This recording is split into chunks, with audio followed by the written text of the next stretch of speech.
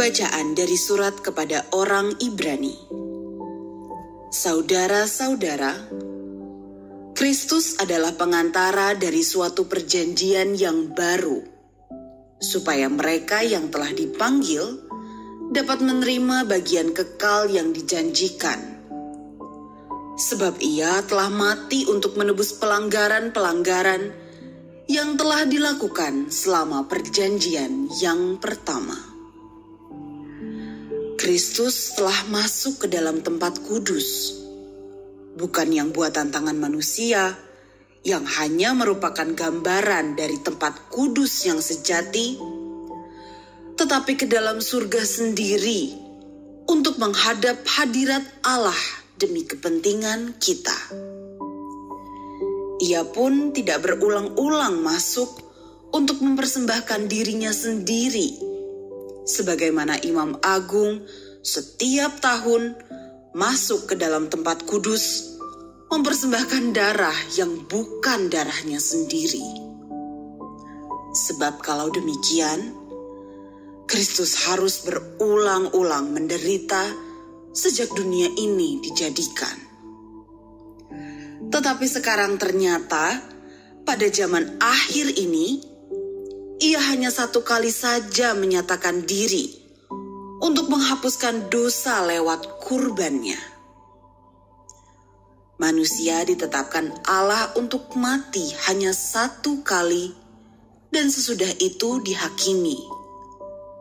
Demikian pula Kristus hanya satu kali saja mengorbankan dirinya untuk menanggung dosa banyak orang. Sesudah itu, ia akan menyatakan dirinya sekali lagi tanpa menanggung dosa untuk menganugerahkan keselamatan kepada mereka yang menantikan Dia. Demikianlah sabda Tuhan.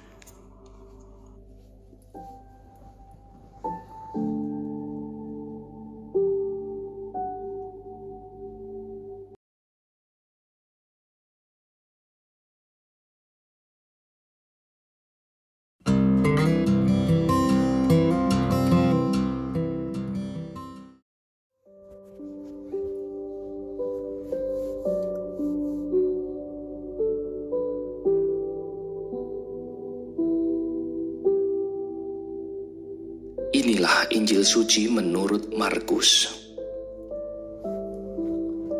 Pada suatu hari, datanglah ahli-ahli Taurat dari Yerusalem dan berkata tentang Yesus, "Ia kerasukan Beelzebul."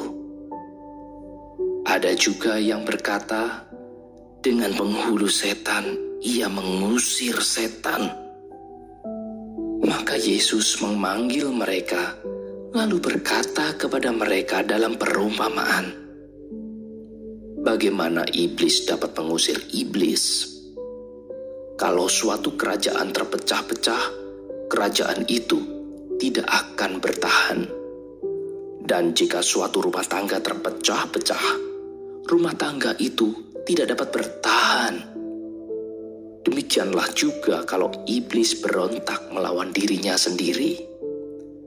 Kalau ia terbagi-bagi, ia tidak dapat bertahan. Malahan sudahlah tamatlah riwayatnya. Camkanlah, tidak seorang pun dapat memasuki rumah seorang yang kuat untuk merampas harta bendanya, kecuali kalau ia mengikat lebih dahulu orang kuat itu. Lalu barulah ia dapat merampok rumah itu. Aku berkata kepadamu, sungguh semua dosa dan hujat anak-anak manusia akan diampuni. Ya, semua hujat yang mereka ucapkan.